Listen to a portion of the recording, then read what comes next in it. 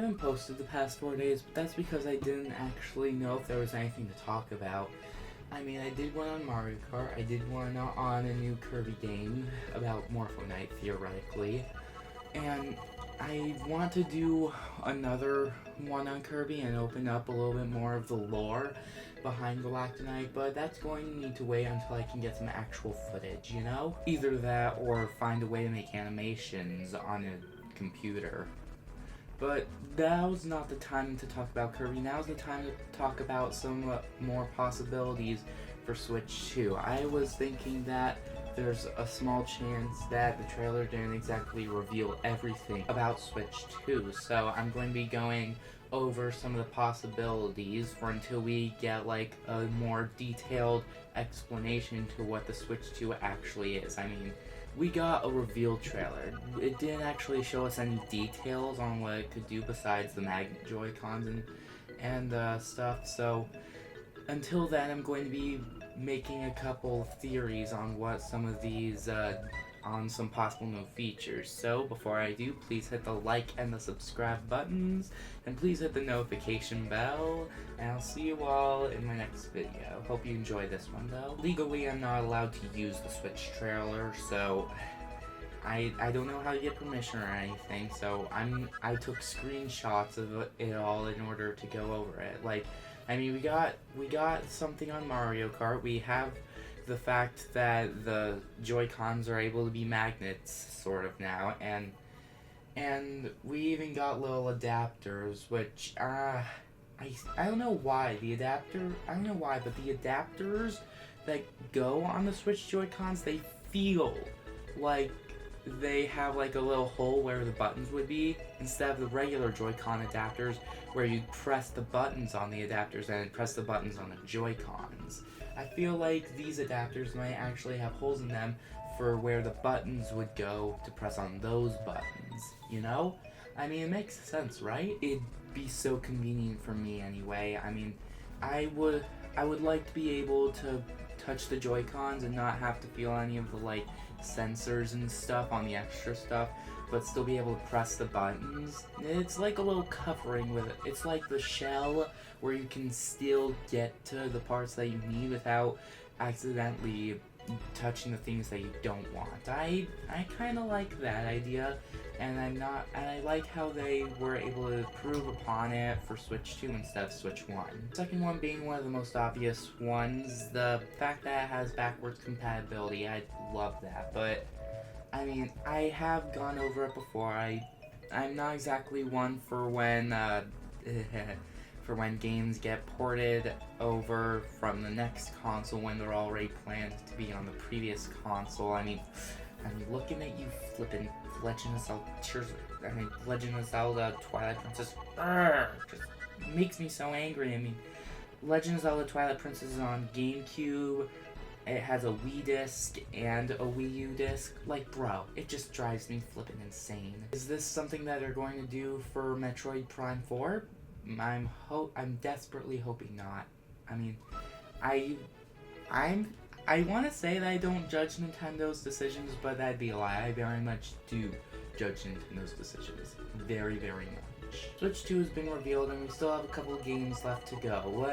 I mean, at the minimum, we still have Metroid Prime 4 Beyond left to go. That's the minimum. We still have at least one game to go. We might have a second that I'm not thinking about, but that's all I know for sure. Still could be getting Metroid Prime 4 probably on Switch 2, maybe on Switch 1. There's a chance that it may end up on Switch 2. We don't know how high that chance is yet, but just because that there's an unknown chance doesn't mean that there's not a chance at all. So I guess that just because we saw Metroid Prime 4 Beyond for Switch 1, that doesn't mean that we might not be getting it for Switch 2. Heck, we might even have it be showcased along with Mario Kart 9, or maybe even the next 3 Mario.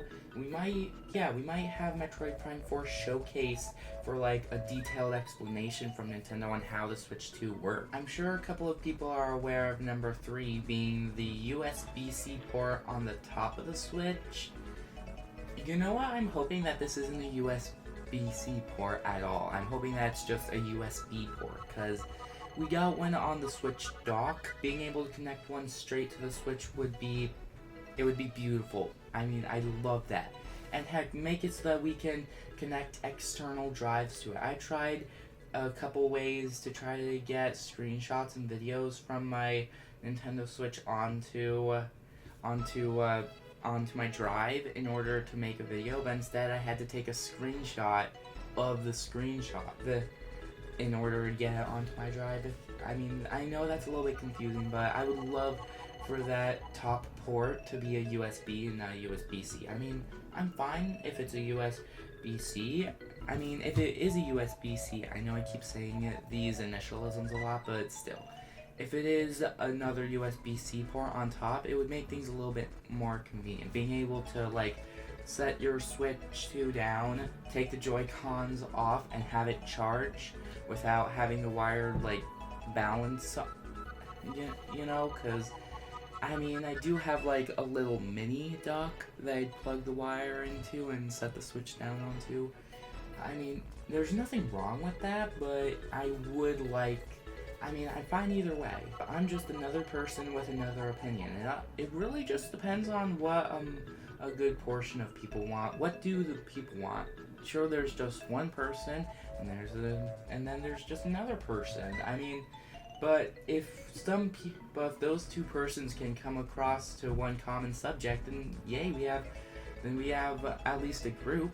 And I'm sure a lot of people would agree with them as well, and soon enough we'd have one big mass gathering of people who all agree on the one thing. And I'm sure a couple of people would agree with me when I say that I would love to be able to connect some USB ports over to Switch 2, because that way I'll be able to take some of the screenshots and videos off. That way I won't have to, like, keep them on my Switch micro SD card or on the Switch's memory at all times. I would love to see what Nintendo has planned for Mario Kart 5 besides there being up to 24 more players. Could we, like, choose how many characters are in at once? I mean, what if we got to choose between, like, 8, like, from Super Mario Kart and, like, on 3DS and stuff, or we got to choose between 8 people, or 12 people, or 24.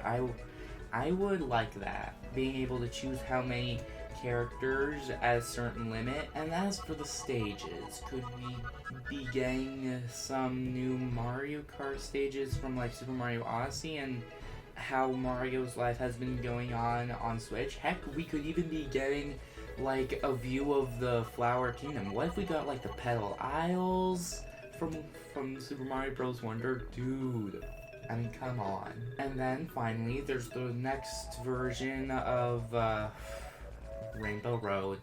And Mario Kart 8 just gave us a simple Rainbow Road where you go around it 3 times. My favorite Rainbow Roads are the one where it's still just a big track, but there's 3 sections instead of 3 laps. Those are my favorite, which is why I like the 3DS and GBA, no wait, not GBA, the 3DS and GameCube Rainbow Roads the best. I love those Rainbow Roads the best. Not just because they're long, but also because they're flashy and they're cool and there's just so much detail. While with Mario Kart 8 / Mario Kart 8 Deluxe, it kind of just felt like, man, we'll stick the Rainbow Road in some futuristic track-looking design close to the atmosphere of Earth. That kind of just felt meh to me. I mean, I like the detailed Rainbow Roads. Those are my favorite types of Rainbow Roads. But I can't wait to see what Nintendo has planned for Switch 2. Hopefully we're getting a more detailed, in-depth explanation on what the Switch can actually do very soon. Thanks so much for watching, everybody, and I'll see you all in the next one. See ya, guys.